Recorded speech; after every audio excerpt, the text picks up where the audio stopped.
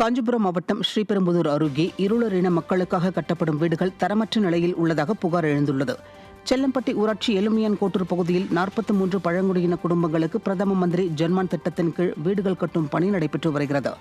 5,50,000 ரூபாய் மதிப்பில் கட்டப்படும் இந்த வீடுகள் தரமற்ற செங்கற்களாலும் சிமெண்ட் கலவையே இல்லாமலும் களிமண்ணால் ஆன ஹாலோ பிளாக் கற்களால் கட்டப்படுகிறது. இதனால் கட்டிய சில ஆண்டுகளில் வீடுகள் உறுதித்தன்மையை இழக்கும் அபாயம் உள்ளதாக இருளர் இன மக்கள் குற்றம் சாட்டுகின்றனர். 2 வருடங்கள் ஆகியும் ஜவ்வு போல் தொடரும் கட்டுமான பணியால் அவதிப்படும் இருளர் இன மக்கள் ஸ்டாலின் அரசின் மாவட்ட நிர்வாகம் இதில் தலையிட்டு தங்களுக்கான வீடுகள் தரமாகவும் துரிதமாகவும் கட்டித்தருவதை உறுதி செய்ய வேண்டும் என கோரிக்கை விடுத்துள்ளனர்.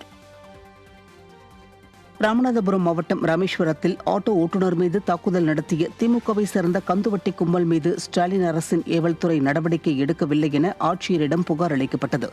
கந்துவட்டி கும்பல் திமுக பிரமுகர்கள் என்பதால் காவல்துறையினர் நடவடிக்கை எடுக்க மறுப்பதாக கூறி ஆட்டோ ஓட்டுநர் சேதுமாணிக்கம் என்பவர் எஸ்பி அலுவலகத்தின் முன்பு விஷம் குடித்து தற்கொலை செய்து கொண்டார். அவர் தற்கொலை செய்து கொண்ட பின்பும் கந்துவட்டி கும்பலை கைது செய்யாமல் போலீசார் அலைக்கழித்து வருவதாக குற்றச்சாட்டு எழுந்துள்ளது.